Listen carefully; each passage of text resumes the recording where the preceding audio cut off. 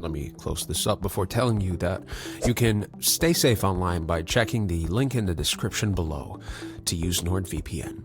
Let's talk about Spectrum TV.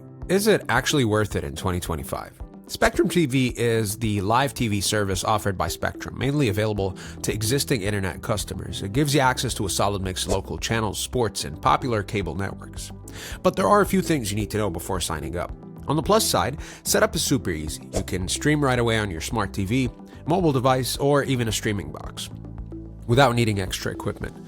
You also get access to Spectrum TV app, which lets you watch on the go, manage DVR recordings, or browse the guide. There's no contract required, so you're free to cancel anytime. And if you're already using Spectrum Internet, bundling both services might actually save you a few bucks.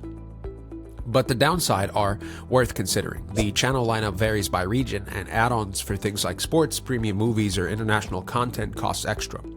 DVR isn't included by default, and the cloud DVR options are a bit limited in compared to competitors. Plus, prices tend to creep up after the promotional period ends. Performance-wise, streaming is both smooth if you have stable internet, but that's assuming you're already using Spectrum for your connection. If not, it gets a little pricey and super fast.